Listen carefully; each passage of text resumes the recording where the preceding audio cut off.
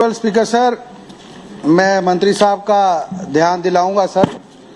Part सी जो है मेरे क्वेश्चन का, उसमें आप देखिए सर, यही सवाल मैंने इन राइटिंग पुंछ में भेजा अपनी कॉन्स्टिट्यूंसी में, उन्होंने जवाब नहीं वहां पे दिया। और यहाँ पे भी आप देखिए, मैंने इनके सवाल पूछा कि 2022 और 2024 तक मेरी कॉन्स्टिट्यूंसी में सर बहुत सा बदल किया है। बहुत से लोग हैं जिनको AAY लिस्ट से निकाला गया है, BPL लिस्ट से निकाला गया है, और आज भी डिपार्टमेंट कहता है कि हमारे पास कोई डेटा ही नहीं है कि किन लोगों को लाया। स्पीकर सर, मंत्री साहब के नोटिस में लाऊंगा, 15,000 रुपए एक आदमी से लिया जाता है वहां पे। मैं यहाँ पे रिकॉर्ड ये करूंगा, इस पे आप रिकॉर्ड में सर लाइए, 15,000 एक आदमी से लिया जाता है। और मेरे 2 TSO2 जो मेरे वहां पे हैं, लगभग 500-601 पे, लगभग 500-601 पे, लगभग 2 करोड़ रुपए वहां से लोगों से वसूले उन्होंने। और इसी वजह से इनके पास जब मैं इनको सवाल पूछ रहा हूं कि मुझे डिटेल दीजिए, किस क्राइटेरिया पे आपने इसको BPL बनाया, इसको APL बनाया, और जो पुराना बेचारा गरीब मर रहा है वहां पे, उनको वहां से काट के इसमें सर इंक्लूड किया गया है। ये सवाल सर पूरा का पूरा मैं कह रहा हूं, जम्मू कश्मीर के लोगों के साथ जुल्म हो रहा है इस डिपार्टमेंट का, और इस डिपार्टमेंट ने कोई कसर नहीं छोड़ी। और जहां तक मेरी इंफॉर्मेशन है, ये खाली नीचे बेस पे नहीं, इनके तार जो है सर सेक्रेटरीट और डायरेक्टरेट ऑफिस में जुड़े हुए हैं। मैं ऑनरेबल मिनिस्टर साहब से कहूंगा कि प्लीज जब भी आपको सवाल आए उसको पढ़ के जरा यहाँ पे असेंबली में लाया जाए। सर, ये जवाब यहाँ पे आ रहा है कि हमारे पास डेटा ही नहीं है।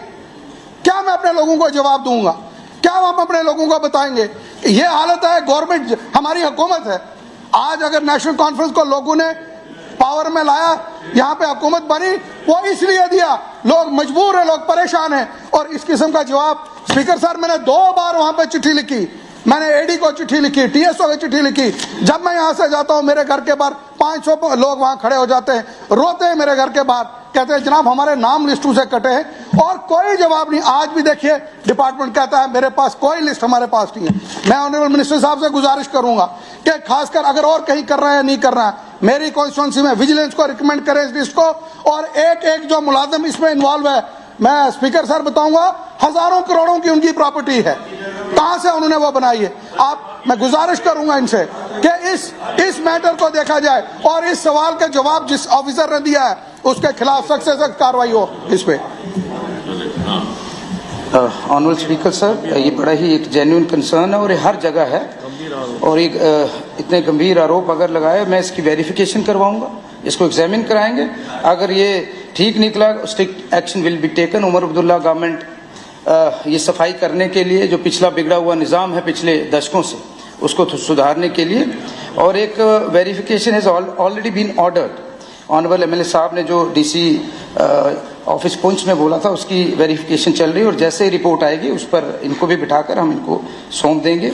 और ये वाकई गंभीर इल्ज़ाम है। हमें आए हुए 4 महीने सर हुए, लेकिन जो पिछला निज़ाम बिगड़ा हुआ उसको समय तो सरकार को लगेगा, एंड आई होप कि पिछला जो बिगड़ा हुआ निज़ाम है उसे हम ठीक करेंगे। यही हमारी गवर्नमेंट का प्रायोरिटी है और इसे हम करेंगे। धन्यवाद। जो गलत जवाब वहां से दिया उसके लिए मंत्री साहब कहें, या तो रिप्लाई दोबारा आए इसका डिटेल के साथ। मेरी गुजारिश है मंत्री साहब से कि इसकी डिटेल हमें प्रोवाइड की जाए कि किस क्राइटेरिया पे जो इन्होंने लोग एंटर किए हैं वो किस पे किए हैं। ये कहते हैं verification has already started, verification के रिजल्ट्स आएंगे तो आपके साथ शेयर करेंगे। This is his reply. उसमें इन्होंने शेयर किया, हमारे पास डिटेल ही नहीं है। नहीं, आप तो बता रहे हैं ना नई इन्फॉर्मेशन जो ये कह रहे हैं इस वक्त, ये कह रहे हैं कि verification we have already started करें कि कौन लोग इसमें लाए हैं। सर, मुलाजिम लोगों को डाला है बीच में, जो एम्प्लॉयज है उसको डाला है। हमें डिटेल दे दे मंत्री साहब, हमें डिटेल दे दे सर, इसमें कि कौन लोग इसमें आए हैं।